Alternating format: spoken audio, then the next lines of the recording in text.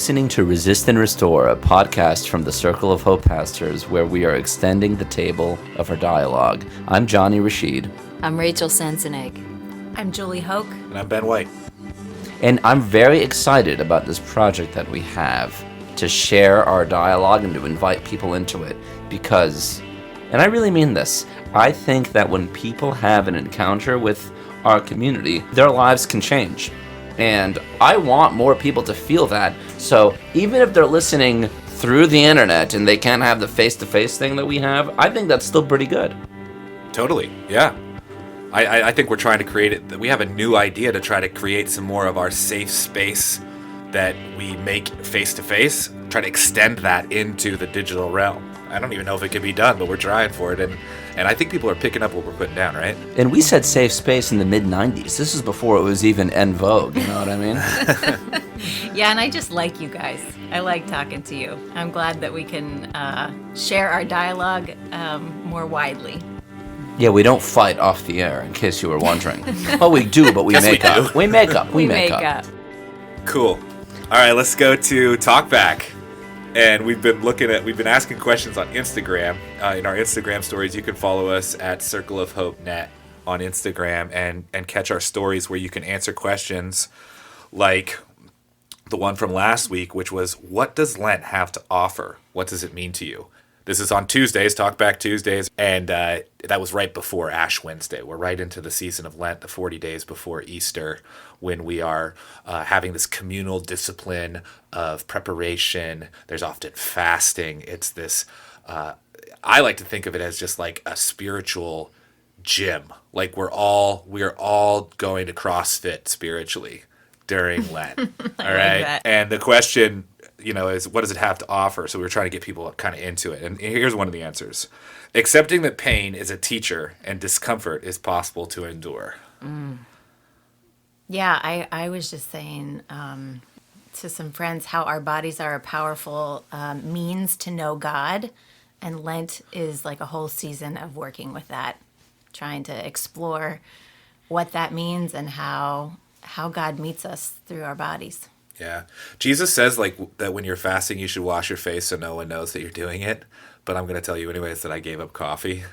And You have to anoint it with oil, right? Yeah, make your face shiny so no one knows. It's just for your Father in heaven. But I'm making it I'm just identifying with this person's answer because, the first 3 days of not drinking coffee when your body is chemically dependent upon caffeine was painful. Are you totally caffeine-less? Did you have a headache? I had headaches. I was so tired. The first day, Ash Wednesday, I took a nap at 4 o'clock. Yeah. It was terrible. I felt awful. But now I'm through it and I'm invigorated. It only took 3 days. 3 days. That's normal. Yeah. Wow, Ben. It took me a lot longer one year that I gave up coffee. I think that's kind of physiological standard. You're extra caffeinated. Must be extra. By the way, Ben's saying coffee. he's normal. You guys aren't. Hold on, are you totally off caffeine? No Diet Coke, no 5-hour energy, Oh no, Red Bull, totally no off Monster. coffee, but I'm not trying to Replace supplement caffeine. I'm trying to get all the way off caffeine. I recommend taking up cigarettes to balance it out, you know. No, please No, don't everyone do that. quit smoking. Anyways, I'm just identifying with the pain. Let's go to another answer. The people on the internet are totally giving us great stuff. Let's see. Here's another one. I like this one. A season where my people join this melancholic human in some serious depths. I love that. Wow. When you say melancholic human, they could be referring to themselves, but also Jesus. Absolutely. The suffering servant. That would be the melancholic human. Yeah, Yes, I think the that's human what they one. mean. Oh, the suffering servant. You're talking about the man of sorrows in Isaiah. Yeah, that's what I mean. I Oh. think that it's a real comfort to me because during Lent, I venture into the depths of my despair, and you know what? Jesus is with me in it, and that really means something to me. That my intimacy with this melancholic human isn't compromised when I don't feel okay. That God is with me, that God is still my friend, and suffered with me too. The humanity of Jesus is put on display during Lent, and so mine can be too, at least to Jesus. I can be Yes. honest about who I am, And so yeah, that is really it's a really good season for that. Yeah. And it means that you don't always need to be happy when you're following Jesus. And I'm liberated by that. Yes, me too, Johnny. That is tremendously freeing for me during Lent that nobody has to pretend that everything's okay because it's not okay. Things are not okay. Things are not okay. That is why Jesus came and stayed. I'm thinking of that verse from Isaiah you guys mentioned. He was despised and rejected, a man of sorrows, acquainted with deepest grief. Acquainted with deepest grief. Yeah, that's a good translation. That is good. So we can have ours too, and I think counterintuitively or ironically, that kind of allows us to get down to our actual joy and dependence on God. I don't know, when I free myself of the need to act like things are okay. Avoid. Yeah. Say more on that, Joel. Well, we don't have to avoid it. Yep. That's what I was thinking. That we don't have to avoid it. We can go into it, and we go together. That's another piece to this journey of Lent, is that we go in solidarity with one another, knowing that we all need to change, and that things are not okay. I have to plug this because I think it's really relevant right now. If you're feeling that way, if you feel like you want to move through your pain too, on March 8th at 1125 South Broad Street, Broad in Washington, at 7:30, that we have Philadelphia. In Philadelphia, we have an evening where you can move through your pain with others as a team of people leads you to do that. It's a musical evening, and it really is for people who aren't quite ready to show up at what they might consider a regular church.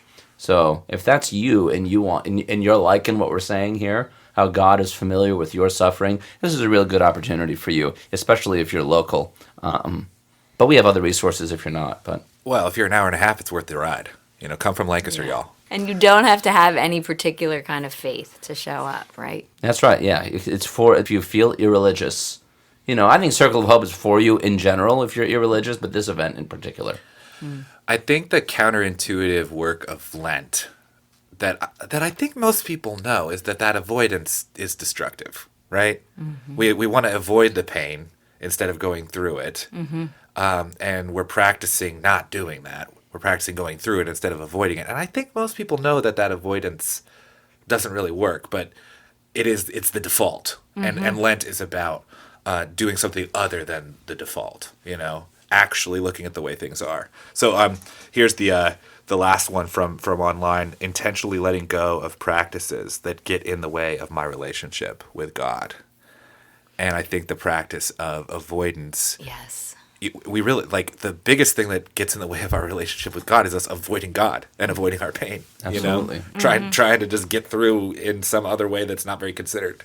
Well, and it's automatic. These are our automatic reactions. It's like those practices that person is wisely referring to are. It's just kind of how we are, I think. So we need a whole 40 days. We need really a whole lifetime to kind of raise our awareness of what are those other things that we turn to that keep us from acknowledging our own suffering and letting God meet us there and change us. Truth. And I think those things are okay in your regular life, but if you lean on them too much, you do miss God.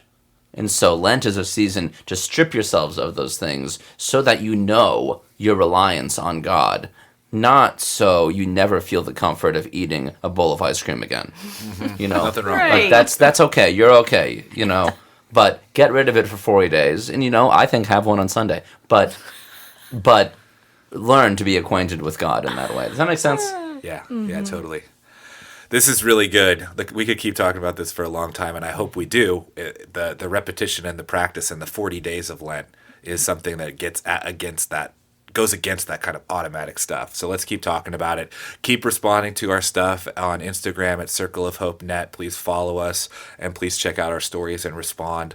On Tuesdays and Thursdays, there's usually an opportunity to be a part of the dialogue online to create that safe place. I think it ripples out. Instagram can be a safe place. What? Yeah, let's do it. Also, you can respond to us directly by emailing us at resist and restore podcast@circleofhope.net. We'll respond to you instantly online, in an email, but we'll also, maybe even talk about it here on the podcast.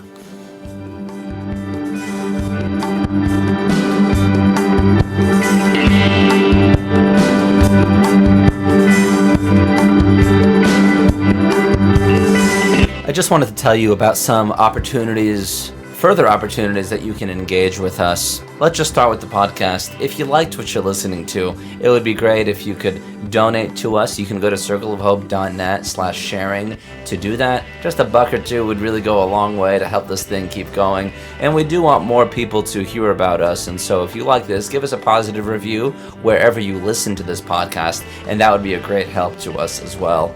Earlier, we mentioned events that we host in Circle of Hope. You can go to our website, circleofhope.net, to find all of those. You can follow us on social media, on our Instagram, Circle of Hope Net, same handle for our Twitter, and also on Facebook. And we also post daily prayers. So circleofhope.net/dailyprayer and /dailyprayerdeeper are 2 different prayer blogs that are updated every day to help you on your journey during Lent.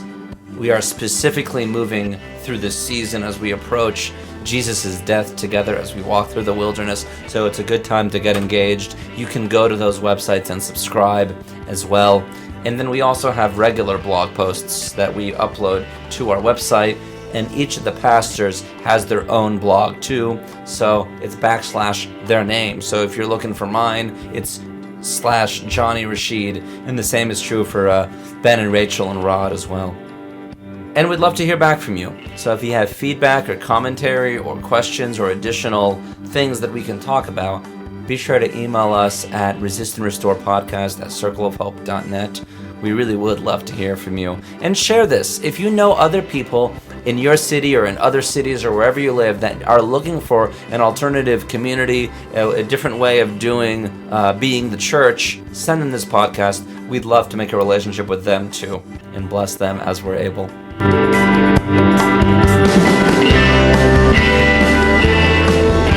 Okay, let's do an interview. People have been asking us to talk more about the relative uniqueness of being women pastors in our world today. And you were just thinking about this yesterday, right, Jewel? So maybe you should start us out. Yeah, I kind of forget how unique it is, actually, because all of my adult life, really, I got connected to Circle of Hope, I think when I was like 24 or something. So my whole adult life has been shaped in this faith community, and I forget how unique it is for women to have the affirmation and the space to lead in the church. I've been given so many resources. I've been apprenticed and mentored and affirmed in lots of ways to give the gifts that I have been given to serve the church and lead. And I forget that is not the case for so many women. Mm-hmm. Yes, I can relate to that. I was totally called into this by our community as well, and affirmed, and I want to say empowered. But it was a long, gentle process of being not just allowed to use my gifts, but like they were recognized and called out. I had to wrestle with my own baggage that I, had received from culture and churches of my childhood to trust what I was hearing from the Spirit among our community. But I too have had a really positive experience in our church. So yes, I too forget that it's not like that everywhere. So this interview is going to be back and forth. Let's both talk about that, since people are asking, how long have you been a part of Circle of Hope? I don't even remember. Wow. It's over 20 years. No, maybe it's just about that. Sorry. My son is 16. It was a couple years before that. What a mom thing. I judge time on how old my kids are, but that's how it is. How have you worked with that baggage, as you say, like that you came in with, in terms of what you were being asked to do and what you felt God leading you to do? It took me a couple years to wrestle with God and say yes to this calling that I was hearing from God and from our community. I was leading in many ways, especially in our cells. Love being part of the process of growing and multiplying cells, and I was a cell leader coordinator. And my pastor, Rod, kept saying things like, "You need to take yourself seriously, Rachel. You're really doing this." And I was I was totally shocked at first at the thought of myself as a pastor, even though I was doing it in many ways. Having that title and role, was not any. I grew up in a church where I never saw women up front. Women never led, and I learned all of the Pauline stuff about women. It's wrong for women to teach and preach in church, and I'm a Bible person, so I really took that seriously. So it took me a couple years to learn to study the Bible and understand what Paul was really saying in his cultural context and how he was actually being this radical missionary. Which you are. Oh, thanks, Joel. But that he wasn't making this like rule from God. And so kind of like clearing some of those things out of the way for me helped me to believe what I knew God was asking me, and that's just to keep stepping forward in faith. Yeah, and you doing that ahead of me, like as my friend and my mentor, really helped to pave the way for me in my process too, because I had a very similar experience.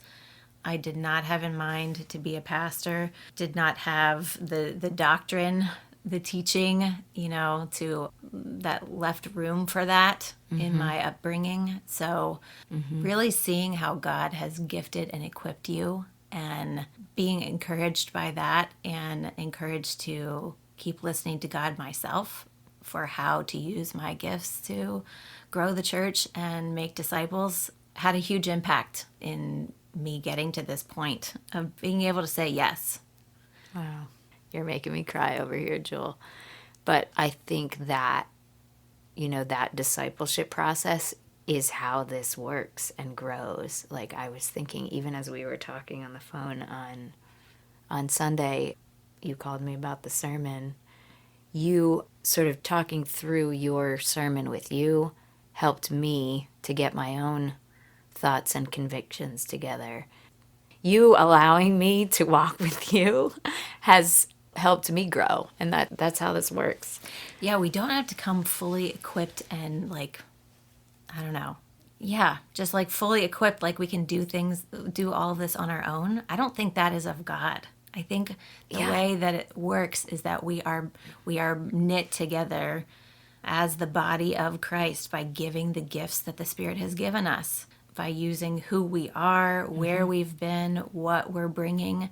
And that is a big reason. The way that we've organized ourselves as the church is a big reason that I could say yes to pastoring, because this image of a celebrity pastor, dynamic public speaker, charismatic, out there person, that's not me, Yep. Me neither. I'm actually an introvert.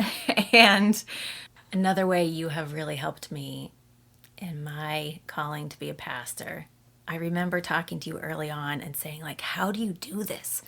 How do you care for your family and raise young children and lead in the church in the life that we have together, which, in Circle of Hope is it's a 24/7 thing. It's not just like an event on Sunday or something. And you said to me, you could discern that my own fears in that question. And you said, the way you do it is not going to be how I do it. In the moment, it was not the answer I wanted, but it was so freeing. It was such a gift that you didn't set yourself up as the example to follow. Like, here's how you work this out. Here's the priorities. Here's what I do with my time. You kind of gently handed it back to me, demonstrating this deep trust and faith that if God is calling you God will lead you, and your family will be led to by God. And what it looks like for you is going to be different than what it looks like for me and my family. But that has been a huge encouragement to me, because saying yes to leading is not just an individual thing. It really is my whole family and our life together too. How do you work that out? How's that going for you? Wow, that's a big question. I think it really has been good for our family to organize our lives around the church. My kids have benefited greatly from the community and just from that like emphasis on faith as they now develop their own faith as teenagers. But it is hard because it was a huge shift for me. Like, I really enjoyed and even found parts of my identity in being the more domestic person, being the homemaker, making the food. I was able to take some time off from my, outside work when they were little, and I loved, for me, that really worked. I loved it. So it was for mom to have lots of other things to do all the time has been a shift. And You also left a whole career. true, You had a yes. thriving career in social work, and You too, Jewel. Us ex-social workers. But that, that experience is useful many times too, I think. absolutely. It was a challenge for me, and it still is, but I think the benefits have definitely outweighed the challenges in our family. How about you? I remember Your kids are younger, and I think that's harder. it's different, right? It's different at every stage, but I remember hearing from God about things that I felt like compelled, and I thought, well, this is not the answer I was looking for. But one was to pay off debt. It was something that Steve and I were working on anyway, but it seemed to be a priority at that time, like to pay off our student loans. I remember hearing from God that I don't have everything that I need. I think I was worried about what it would require of me to be a pastor and how that would impact my kids. It has come to be so clear to me, specifically for my children, that I don't have what my kids need, and God is providing for them through the body of Christ, through the church, in Yes. ways that I could not have even predicted. We need a village. Yeah, yes. We need a village, and that when I do, saying yes, like this is something that's hard enough to require God, obviously. And doing this together as a family means that my kids get to see it too. They get to see how God provides instead of just getting organized around me or Steve as if we provide everything they need. Yes. And that's a formational belief to get embedded in their hearts at this age. Absolutely. Yeah, they're so enriched by it. I love that we emphasize village parenting and doing as much together as we can as a church for all of our families, because it's so true. The nuclear family is not enough in any form. We are part of the body, and so we need our kids need these other body parts. They're going to need to have a relationship with God to sort through these waters of the world. And I think the best shot they have at forming that relationship with God is like knowing other grown-ups who like actually really care about that and are going after that. Yeah, have a life with God themselves and are willing to share it. Yes. Just in how we like organize our time and what we care about. I think that speaks more to the next generation than any kind of like Bible verses we could make them learn, or any of the kind of didactic teaching or rules or like stuff we could give them, the best schools, the this and that. Yeah, when you said about organizing around the church, I thought, yeah, but really what that means and what I've seen you demonstrate over and over again is that your heart is following God's heart for the next person. And I think that also it brings up an interesting tension, I think, for women who are conditioned to be the caretakers and the nurturers. It coincides with this idea of pastoral care, and how as women pastors, like, I think the implicit expectation sometimes is just that we will be the nurturers and caretakers for everyone. Yes. And our calling by God to grow the church and make disciples compels us to keep reaching out Beyond that. and yes, and moving out beyond that with an eye and a heart for the next person. So can you say something about that? Can you talk about that tension a little bit? Yes, it is a tension. I was wondering if we would go there because I think you and I both have that instinct to care, like what others expect of us, like you're saying, and what we even are used to doing is the pastoral care. We would love to sit by somebody's bedside in the hospital, or we're going to notice if the snack table at the Sunday meeting is full of crumbs, and we're going to want to get out the vacuum, and we take care of people. And I think that is a big challenge for me in asking others, training others to do that super important caring work so that we can keep reaching the next person, building our system, allowing everybody to participate so that we can include who's next. Yes. Is the challenge. I also remember at the council meeting where I don't know if we were affirming you as the next pastor in that moment, but we were definitely discerning as the church, and it had been decided that we were going to instate you as the next pastor. And somebody said something like, "Rachel, do you have what you need?" And I don't even know. They were referring to something specific, I think. But I remember you were in the front row, you were in front of me, and you turned around and you said, No, we need to do this together. I don't have everything I need. This is something we're doing together. And that made such an impression on me too, that again, to be followers of Jesus, we're doing this together, and it does require that everyone get involved. Everyone has something to give and to bring. And that's the kind of church I want to grow. The gift of that attention to team and process that you bring to our team has been a great gift to me. And I think it speaks to me that I don't just have to ever just forge ahead on my own, that we really are in this together, and how we talk to each other, how we relate, what's not being said, what's being avoided. You see that stuff and you help us all pay attention and thus love each other better. So thank you for staying in it. I love you. I love you too.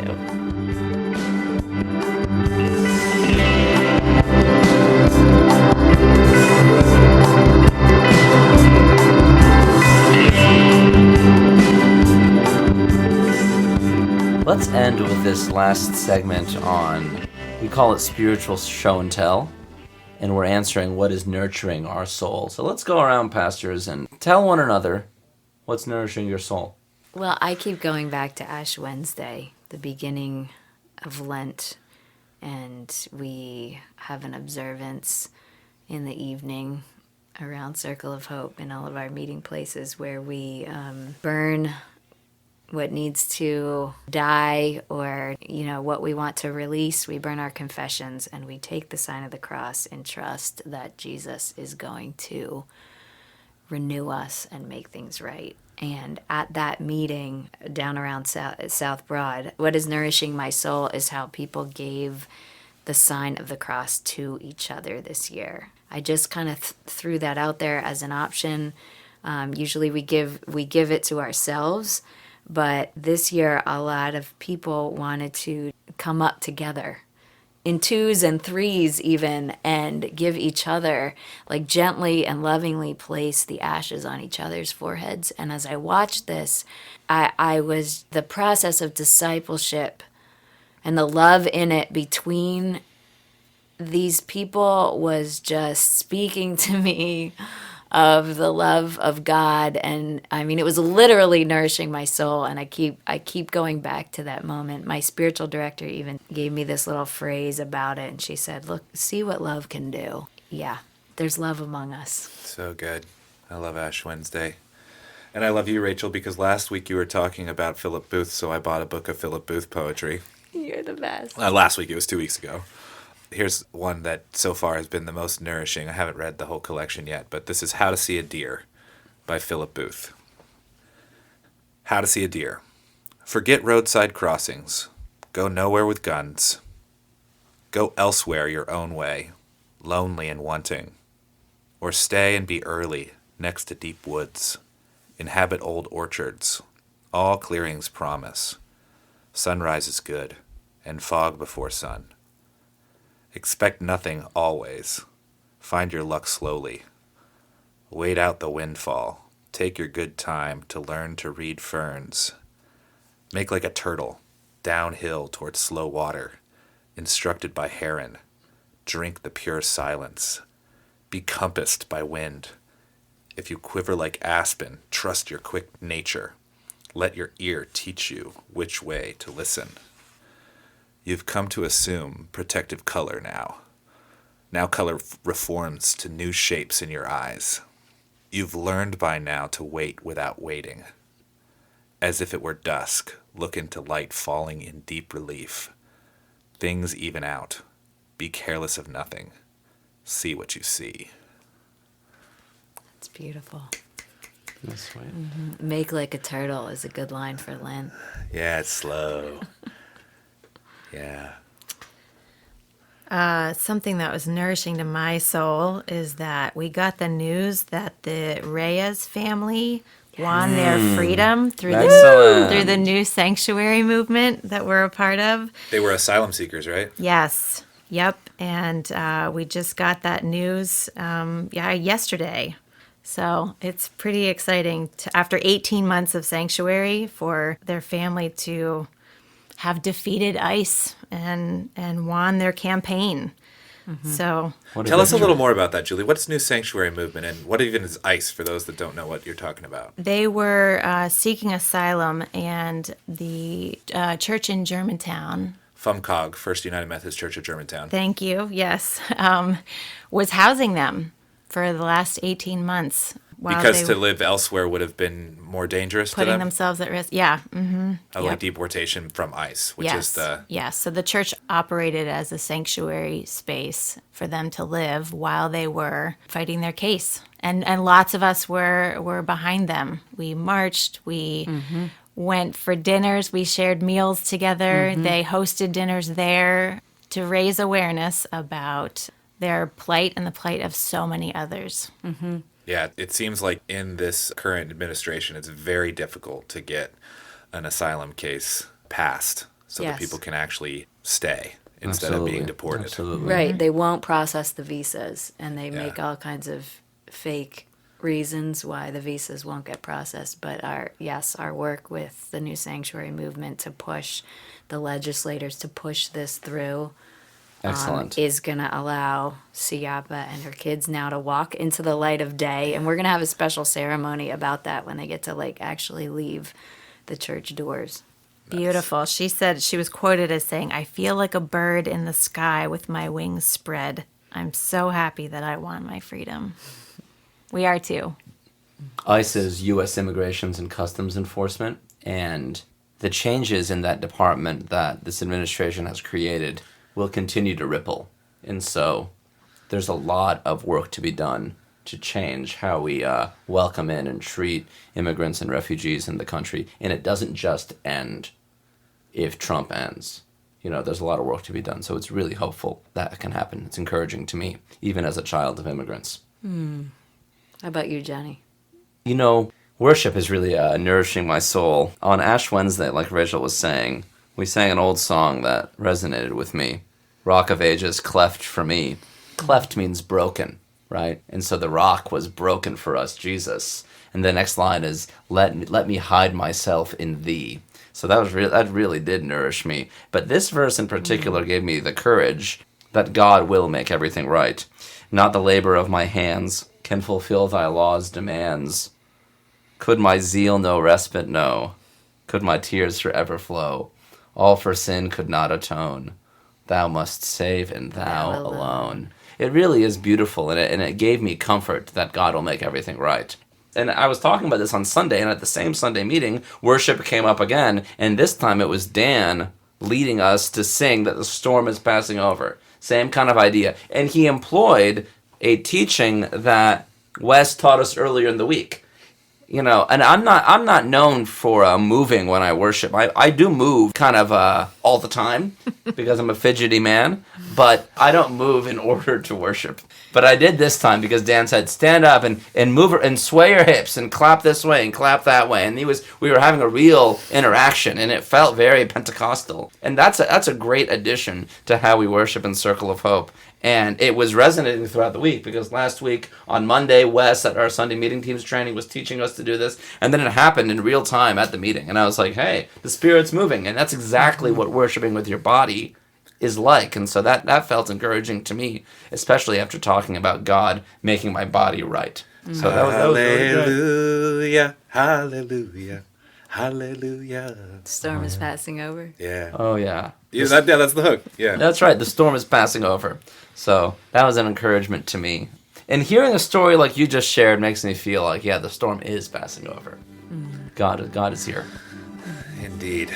Well, thanks for listening to our podcast. So glad to have you here with us, so to speak, in your earbuds or in your car stereo or wherever you're listening to us, and wherever you are in the world.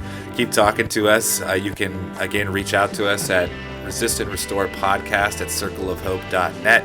You can follow us on Instagram at circleofhope.net. You can visit our website, circleofhope.net. Surprise. So glad to be with you three especially. And we'll be together here in the podcast studio in 2 weeks.